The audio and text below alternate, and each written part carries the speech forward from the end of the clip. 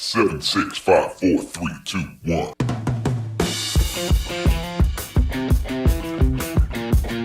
Hi, and welcome to the Marketing Essentials podcast. Our unique team helps small businesses grow by providing essential marketing expertise. Hello, and welcome to the Marketing Essentials podcast. My name is W.Parmentier of W.Parmentier Photography. I'm Justin Kerr of Justin Kerr Design. And I'm Alicia Piazza with Custom Marketing Solutions. And together we make up The Marketing Essentials team. So, we're back. We're back, and what are we talking about today? Something about social media. I'll freeze it I'll clear up the. I'm just kidding. We did that in the intro. We're going to talk about today how to tell if my social media marketing is working. So, How do you tell if your social media marketing is working? I'm so glad you asked, Bill. I'm here for you. You lift the lid, and it's like, are you working? Parquet. Yes. And, it's a... Yeah, exactly. Yet another reference to Alicia. I know. We're going to have to explain to Alicia later. Okay. Over my head, like usual. No, it's not. It has nothing to do with intelligence or wit. It's just a We're whole old. different generation. That's all. It's just that we're old. That's all it So- is. Yeah. Well, flash forward to 2018. And How do here I we tell are. if my social media marketing is working? Back in my day. So I have a really informal outline today, and it's pretty simple. And I think there's two ways. We spoke about social media marketing in the past to, how much does it cost? And we talked a little bit about lead generation and if you're setting up your campaigns properly. The very most simple way to show or be able to tell if your social media marketing is working is if you're running a lead gen campaign. So we have talked about lead generation in the past. Okay. For those of us who don't know what a lead gen campaign say- is, maybe Yeah, you can explain quick that a little recap. bit. So, Yes. and this is just one way to tell if your social media marketing is working. But if you're running a lead gen campaign, which is generating users or prospects, leads to your website or a landing page and getting them to take action, a specific action. So that could be downloading an ebook, asking for a quote, scheduling an appointment, whatever it is that you're trying to get your prospect, your ideal customer to do in order to interact with you. So the very most simple way to look at your social media marketing and see if it's working is if you're doing a paid campaign and knowing your costs, your client acquisition costs. So how much is a new client worth to you? How much are you willing to pay? So if a client is worth $1,000 and you're willing to pay $100 for that new client, now that's your client acquisition cost, $100 per client. Now, sorry to interrupt, but when you work with a client, do you help them on that end of things, figuring out what a client is worth to them, or do they have to come to you with that information already? It's reassuring when they come to us with it because it tells me that they have a really good grasp on their marketing budget and their business model. It really relates back to your business model, but we'll work with them and kind of look at what are your profit margins, your overhead. We're not business manager or planners or anything like that, but for the marketing side of it, we need to know that they're making money because it has to be sustainable. So your client acquisition cost, it could vary. You could be a restaurant and to get someone, you could be willing to pay $5 to get someone in the door who's going to spend $50 with you on a plate of food. And then you have to take into account your overhead and what's your profit margin on the average customer. So your profit margins are really important in looking at stuff like that. On the same token, you wouldn't be willing to spend $100 to get that $50. No, I don't think so, unless it was really, really high and I don't even know restaurants I can't afford to eat at kind of place. Capital Grill. Yeah, but even Capital Grill, $100 is a lot of yeah. money to spend on advertising to get one customer. Oh, yeah, no, definitely. I'm just thinking of I was trying to think of the most expensive restaurant I know of, but Ruth Chris. In our little province. that used to be here, but now they're gone. Yeah. Well, we do have a lot of great restaurants here, but I still think $100 per couple or even a large party is a lot. However, catering, $100 for a wedding catering, that's all day, every day, because that's a big job for you. So, Sure. So looking at what are you willing to pay for your client acquisition cost? And so if you're doing a social media paid campaign, which is lead gen, and you're trying maybe to get these people to sign up for a catering job or something like that, if you spend $1,000 and your average, you're willing to pay $100 per new client, and you got 8 clients, you didn't really hit your goal because you're at 125 per client now. So you can really tell if, money wise, if everything is adding up. That's one way to tell if your social media marketing is working, because there's various other things that can come into play as well. So real quick overview. There's also your organic posting. There's also a customer service aspect to it. Can we back up for a second? How does organic posting play into customer acquisition? Right. Okay. So honestly, organic has less of a, spot in social media now, because it's harder and harder to reach new people, to reach even your current followers. But say you are having a sale, or restaurants do great with organic posting because they have such a engaged following that they can post Fridays we're doing 2 entrees and a bottle of wine for this price. And so, that would be, if they're not doing anything paid, that's organic. They're just kind of putting it out there on Instagram and Twitter or whatever. And the way to track that would be to see if their foot traffic is going up, or if there's a special code that people have to, bring in on their phones or something like that, like a coupon offer. So that's another way to track. That's a cool way to do it. I've thought of So that. certain businesses see some return on organic posting because they have a very active following. Yeah, and I would say that it's typically food industry that I see the organic stuff do really well Okay. with. So maybe not so much hair salons. What is this with the hair thing with you all the time? I don't know, because I've worked on 2 sites like that recently, so maybe it's just stuck in my head. It's a bald guy thing, Yeah, it's totally, I'm yeah. feeling oppressed. Bill's left out of the hair salon game. Okay. So, Moving on, sorry. Anyway, I mean, you could see if you put an offer out there for free and it was a really great offer and people came in and redeemed it, then you can track it with a coupon code on Facebook and Instagram. okay. So that's one way to do it. And then there's, say you're not running like a lead generation campaign. Say you're running a branding and awareness campaign, so you're still doing paid, but you want to put metrics into place like, did my likes increase? Did the engagement with my business increase? Did my clicks to my website increase? These are all different metrics you can put into place to see if your social media campaigns are working for you. Because if your target was to get more people to your website and that didn't work, then that means whatever you were putting out there wasn't interesting or engaging enough to get people to click through. So that's how you can grade if it's working. There's also some really cool things we've done in terms of, less direct related to leads. So when you get a lead, you can tell exactly how much it costs you through social media. But for instance, I don't know if you guys are familiar with, I think Bill had mentioned it, but bots, using chat bots and things of that nature. So we recently did a campaign for a restaurant. It just happened to be a restaurant, but this could be maybe for any industry if you position it right. We did an engagement objective on Facebook. So we got people to engage with the post, which pushed them into Messenger, and that's where we collected the person's email in a private message and added them to the customer email list. And that campaign resulted in, I think we had over 70 emails at 29 cents an email. So That's actually good for email cost. yeah, so the client grew their email list. So how does the chatbot factor into that one? The chatbot went into Messenger and had the conversation with them. Really? So after they So comment, they had a conversation with an automated. yeah, How does that work? it was a contest. We ran a contest, and the post said if you comment, we'll confirm that you've been entered into the contest with a private message. And we just say, thank you for entering the contest. By the way, if you'd like to receive more specials and updates from our company, please drop your email in the message below. And I think out of 80 people, 70 did. Wow, that's good. So, yeah, and it was Okay. a really small campaign. It wasn't a huge budget. It was under $50, which we typically don't do. Wow. But it worked out well. And I guess going back to seeing, how can I tell if my social media is working for me, it's, they didn't necessarily, every single person who gave their email didn't walk into the client's establishment that night or even that week, but they got that email. So that was a way to say, yes, I'm willing to pay 30 cents an email, so let's, run these type of campaigns.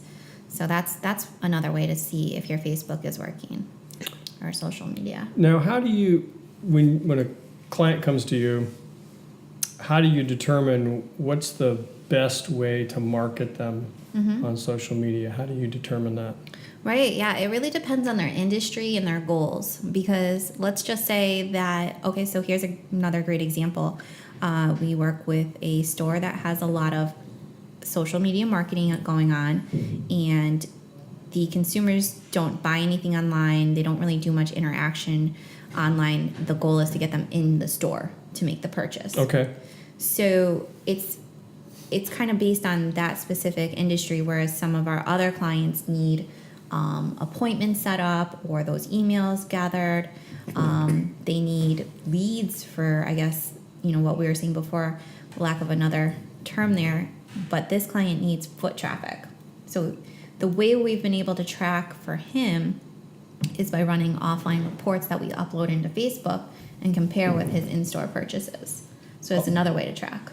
Okay, you got to back up now. Offline ports, you said? Offline purchases. So purchases. So like if he has 100 purchases in store that day, we can take that data, the customer name, Okay. email, and even the amount they spent, and then run it back into Facebook or Instagram and compare it with the ad sets that we ran, and Facebook will tell us, out of the 100 purchases, 10 came in from this ad set or 20 came in from this ad set.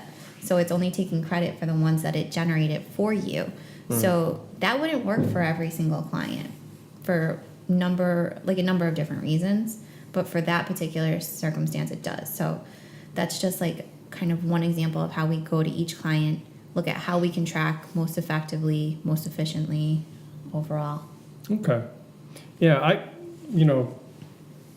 can see easily why a small business owner, especially one who's busy like a restaurateur, would come to someone like you to say, okay, I need to develop a strategy to market my restaurant online. I'm not going to try to do this myself. Yeah, most of the time they're really good at running their restaurants, and that's what they need to be good at. Right. And yeah. Well, we've talked in the past is how much is an hour of your time as a business owner worth? I can tell you exactly how much. Okay. Well, no, I recently went through a business strategy workshop, and the person who was leading the workshop said, as a CEO, as a business owner, your time's worth about $150 an hour. Yep. Yeah, that's definitely fair. So is $150 an hour a good use of your time trying to figure out Facebook? Probably not. Not if you're trying to run a business. I mean, yeah, if you especially I'm thinking in the restaurant business where that is your life pretty much. Sure. You're never not working in the restaurant. Definitely not worth your time, because your time is better spent making sure the restaurant is running the way it's supposed to be, and you leave the social media marketing to an expert. Hopefully you leave the web development to an expert, as well as the photography. These are all things where you want to bring in someone who is a professional in that field, let them do what they do best. Sure. And it enhances, what you're doing. Yeah. I think if you're working with a company that knows what they're doing, they're going to be providing reports for you, and just being honest, because not everything does work. So one of the things I not enjoy, but one of the things I do pride ourselves on is we are not afraid to go to a client and say, look, we ran this campaign. It doesn't look like the results came back as great. So mental note or note on your client file, we won't be running this type of campaign again for you. And then we move on to doing something better for them. That's getting them the results they need. So should that be a red flag for somebody that's hired a social media expert if they're not getting those type of conversations? Yeah, and it happens a lot. A lot of times I start talking to a business who maybe has worked with another social media marketing company, and I'll say, well, how's that working out for you? What type of results are you getting? And there's really no clear reporting or... You're kind of crickets, basically. Right? Yeah, The worst answer would be, I don't know. And it happens because, again, so people don't think of social media as being something to track, but there's tons of metrics. And even if you... Just the very basics, if you go into your Insights tab on Facebook, if you have a business page, it will show you your reach and your engagement. And you can see those numbers, your likes, how many people actually recommended your business. And so if you're not seeing those numbers continually increase, you may have a bad week or month here and there, but if you're not seeing a continued increase on your basic numbers in terms of reach, be questioning it. Yeah, because if you're, especially if you're paying somebody. And, Sure. So those are some of the ways. And another thing I just kind of wanted to bring up is, events, actually. Running events is a great way because you do lose some ability in certain circumstances to track from online to offline, but we've done a lot of event marketing for customers, clients, whether it be like a New Year's Eve special or a Mother's Day brunch or a charity event, tickets being sold. And you can track tickets being sold on Facebook, but a certain number of people will actually just go to the establishment, buy at the door. But if a lot of their marketing was majority, done on social media and the events are selling out, then that's a great way to track how your social media is I mean, working you're getting too. engagement at that point, yeah. Yep. So this may not be quite on topic, but we're talking about all these different ways that you can market a business using social media. And I know just from my own business, technology changes rapidly, trends come and go. So in your line of work, what trends are you seeing right now? Like what is in regards to social media marketing? Oh, great question. Okay, so as of this date, which is July 2018 timeframe, the trend, and I want to put that date in there, that It changes so timestamp, quick. because literally I don't want this to come out and someone listen to it next year and be like, this girl doesn't know what she's talking about, because stuff changes so quick. But event marketing works really well on social media. Events, video, Facebook Live. Video. Oh yeah, definitely. And Facebook groups work really great. And just running your paid campaigns. If you're not running your paid campaigns on social media, I feel you're missing out. Some other social media marketers may disagree with me, but I just think it's such a useful tool. There's so much you can do with the paid campaigns. Now, what kind of Yeah. events are we talking about? Oh, we've done everything from, one-day events to larger events where there's a series of open houses at a business, for seminars, workshops. You can do an event if you're having a sale at your place of business. It could be for this month only, we're doing a discount on X product. And then you can track, how the sales went and if people responded to the event, if people started asking questions. These are all indicators that your social media marketing is reaching the right people. Now, is that something that the client might come to you and say, we're going to be doing an event and we want to make sure we push it? Or do you approach them and say, you should really consider an event? It's a little bit of both. Okay. It's a little bit of both because if we see something working for another client, we'll definitely say, hey, look, we noticed this trend is working. You may want to try it. Obviously, they have to tweak it to their business and their industry, but we're always willing to come to people with ideas. And then clients come to you saying, this month we're running a certain type of special or something. And keep in mind though, with the specials, people may not be in the market for, maybe they can't make it to that event or they don't need to purchase from you at that point, but still keep in mind your reach, the clicks, the types of engagement you're getting. Just because they don't buy at that point doesn't necessarily mean that they won't be a future client. There is a 28-day acquisition window too on Facebook tracking. So say we ran a campaign and somebody bought on day 31 or day 29 even after seeing the ad, the Facebook won't track that. Interesting. Ah, okay. Yeah, you get a 20-day acquisition window for a lead gen and purchases online. Oh, interesting. Yeah, if you're running e-com online, Facebook will show you exact dollar amounts of how many people have purchased. So not E-commerce. Yeah. Yeah. So online stores, online shops. Is that off running off the Pixel? Is that how it Yeah. works? Yeah. So Okay, you now you get to install. explain what the pixel is. I sucked you right in there. You like that? So your code on your website will show how many people. A pixel is a code, and it goes on your website. It's from Facebook, and it will show how many purchases occurred exactly from what ad set. So how powerful is that? Because you can see that certain ads didn't generate enough sales and other ads generated more, and you can shift your budget to what's working for you. So that's for e-com. Sounds like a pretty powerful tool. Now, do you you must take into account Google Analytics Yep. from a site when you're Ooh, good point. sort of putting together your strategy for your clients? Yeah, and we'll look back at the Google Analytics to see how much of their traffic is coming in from social media if we ran a campaign, because it's quite possible that people saw it and still went to the regular website. So we'll see if there's a correlation, if the website traffic is fluctuating when we're spending money and when we're not spending money on Facebook or Instagram or LinkedIn. So, And I know just from working with you a little bit that landing pages are part of the strategy as well. So maybe you could take a minute and explain how those fit into what you do.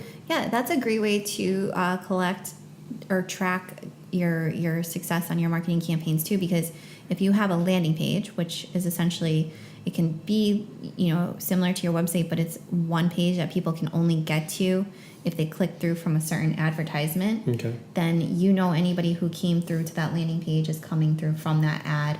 So you can have a call tracking number on there. That way, if they're calling your business, you're not losing the ability to track if they're coming from your social media campaigns. Yeah. Okay. And then there's one other thing I kind of wanted to point out, and it's less related directly to the dollar. So being able to track that lead, track that new customer who came in, that new phone call, but customer service. So one thing I see that's changing a lot with social media, and especially with Facebook Messenger becoming more and more common, is, and I haven't even changed our pricing structure to accommodate for this, taking care of it for our clients. That's coming, right? Oh my gosh.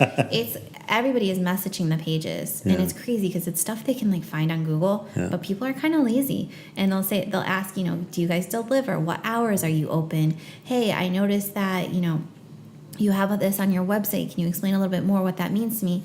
And we set up a protocol with the client on how to answer questions, whether they're, standard FAQ or if it needs to be directed to a manager or a particular point person, kind of like a standard operating procedure with how to deal with these incoming inquiries. And people expect to be answered on social media Quickly. within hours now. Yeah, because it actually shows the response rate too on your Facebook page, correct? Facebook puts it right out there for you. And if people are commenting on ads that you're running, we have to answer those questions or have someone, who we can point these questions to get Is that engagement. typically on the client, or is that a service that you would provide? A little bit of both. If we can map out some frequently asked questions and answer the basics, then we'll take care of that for the client.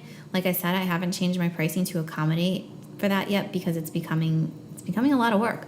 If it's more specific, But by the time you hear this podcast, those You prices better be will be changed. adjusted. yeah, so Call sign it up now. So that, and then if it's more a specific question, we'll direct it, to management or have them call.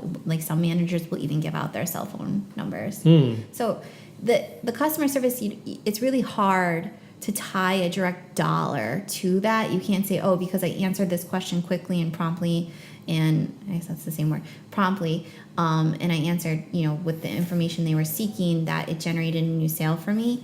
But if you didn't answer it, Right. how much does it cost you? Well, customer service is huge, and it's again, that's part of your brand. Right. What kind of experience are people having when they interact with you?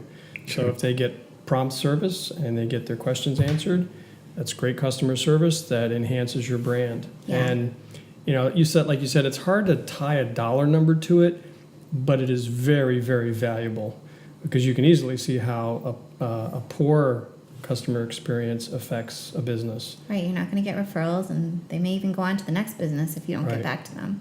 Yep.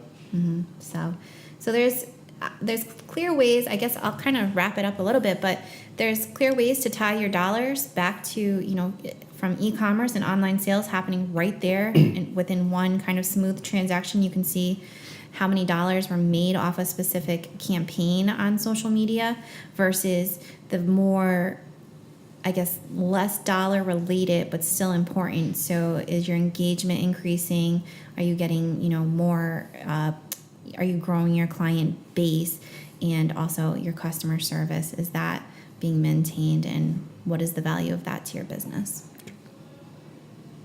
Wow, covered a lot of ground there. And I'll answer any other questions, but you could also hit me up on. Social media. Yeah, I'll get back to you.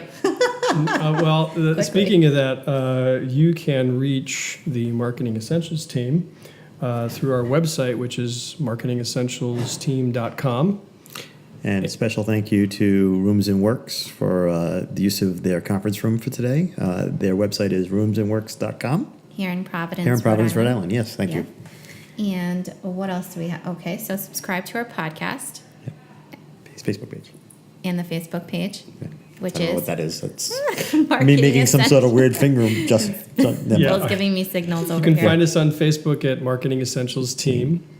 And you can subscribe to our podcast on iTunes. Right. And check out our marketing group, Little Rhody Marketing. Yes, on Want to tell us Facebook. about that, Bill? Little Rhody Marketing is a group that we put together for people to. What are we calling it? What kind of group? I keep wanting to say consulting group. Marketing No, support. It's a it's support group. Thank you. That's the word I was looking for. For some reason, I had something totally different word in my It's a mind. resource and support group. Yes, and it's basically we'll be popping in and out of there, but it's basically made for business owners and leaders to interact with one another to discuss marketing concerns they have and help each other out. Mm-hmm.